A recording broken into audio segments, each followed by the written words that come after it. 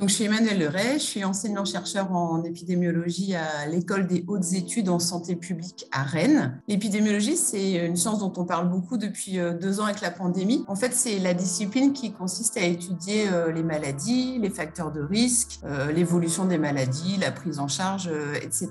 Et puis, je suis aussi responsable d'une équipe de recherche INSERM qui porte sur les services de santé, le système de santé. Donc, c'est pas une équipe qui est spécifique à la sclérose en plaques, mais qui s'intéresse aussi à d'autres maladies, notamment des maladies chroniques. Et le but de notre équipe de recherche, c'est essayer de comprendre comment le système de santé impacte la santé des populations, et notamment l'accès aux soins, la qualité des soins et les déterminants.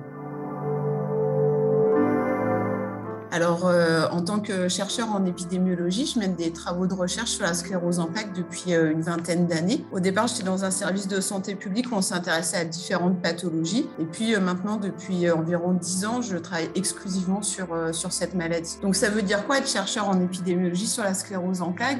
On aborde différentes questions, on mène des projets sur différents sujets, par exemple l'évolution de la maladie, la progression du handicap, le risque de décéder aussi de la pathologie. Et puis après, des questions sur la réponse au traitement, en termes d'efficacité des traitements, mais aussi de sécurité d'utilisation, selon qui reçoit quel traitement, à quel moment, etc. Et puis, on a un certain nombre de projets sur l'évolution de la maladie, les facteurs qui influencent l'évolution de la maladie. Donc, les traitements, bien sûr, mais aussi la prise en charge, la survenue d'événements, comme par exemple la grossesse ou une nouvelle pathologie, une comorbidité, ou d'autres facteurs, comme par exemple le niveau d'études ou le genre, est-ce que ça a une influence sur l'évolution de la maladie? Et puis la dernière partie, c'est plutôt sur les conséquences de la maladie, notamment sur l'emploi ou le maintien en emploi, ou encore là aussi sur la survenue de comorbidités, donc d'autres pathologies qui pourraient être favorisées par la présence de la sclérose en plaques.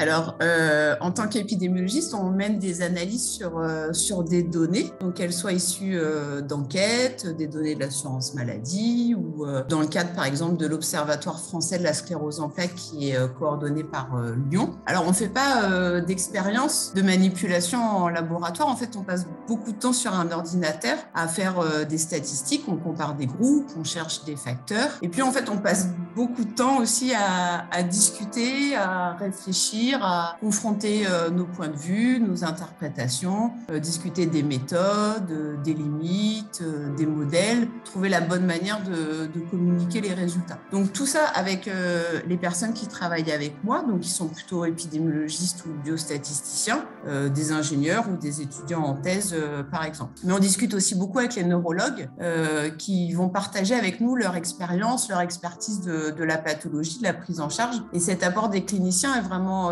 indispensable, n'étant pas neurologue nous-mêmes et n'étant pas directement en prise avec les patients. Et on essaye de conduire des recherches qui sont appliquées, qui répondent à des questions qui viennent du terrain, donc des patients ou des professionnels. Et on espère que les résultats vont justement pouvoir avoir des implications notamment sur la prise en charge. Et de plus en plus, en fait, on s'ouvre à d'autres disciplines. Donc, c'est-à-dire qu'on ne travaille pas que entre épidémiologistes ou entre épidémiologistes et cliniciens, mais de plus en plus, on se rend compte que les géographes ou les sociologues ou les chercheurs en sciences de gestion peuvent aussi nous apporter d'autres manières de voir les choses, d'autres méthodes. Et cette complémentarité entre disciplines et entre méthodes est très riche et apporte vraiment des nouveautés dans nos projets de recherche. Par exemple, de plus en plus, quand on conduit des analyses statistiques comme ça sur les données, on essaye aussi de les associer à des entretiens auprès de patients ou de neurologues ou de professionnels de santé pour essayer de mieux comprendre, de mieux interpréter les résultats qu'on obtient. Parce que souvent, dans les données qu'on collecte, on n'a pas l'ensemble des informations. Et donc, le fait de pouvoir associer des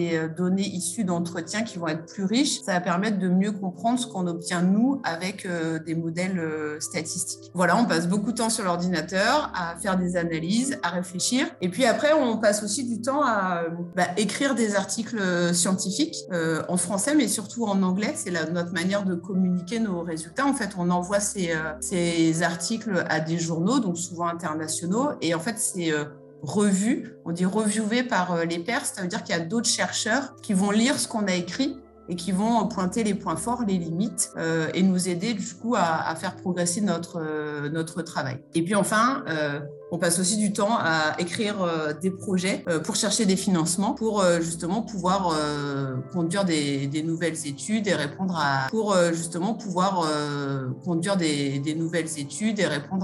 à des nouvelles questions. De suivi des ressources humaines qui nous prend aussi un petit peu de temps au-delà de la recherche vraiment scientifique à proprement parler. Alors, en tout premier, la Fondation ARCEP nous apporte un soutien financier qui est indispensable pour mener nos recherches. Même si on ne fait pas d'expérience en laboratoire, on n'a pas de réactifs, de matériaux, en fait, on a quand même besoin d'argent, un petit peu pour stocker nos données, parce qu'en fait, il y a quand même la sensibilité des données qui fait qu'on a besoin d'avoir des serveurs sécurisés, donc ça coûte un petit peu d'argent. Et après, c'est surtout pour des moyens humains, pour embaucher des ingénieurs, des étudiants en thèse, par exemple. Et en fait, on a vraiment de la chance d'avoir la Fondation ARCEP qui puisse nous soutenir de manière spécifique sur la sclérose en plaques. Parce que quand on soumet à des appels à projets généralistes, par exemple du ministère de la Santé ou du ministère de la Recherche, on se retrouve en fait en compétition avec d'autres équipes qui travaillent sur d'autres pathologies, comme par exemple le cancer ou Alzheimer ou en ce moment le Covid. Et on voit bien que la compétition est rude et que parfois des maladies qui sont plus fréquentes ou peut-être plus connues ou plus médiatisées peuvent peut-être avoir un petit peu plus de prise sur les financements de la recherche. Donc ça, c'est vraiment idéal pour nous d'avoir une fondation dédiée à une maladie pour nous soutenir dans nos projets de recherche.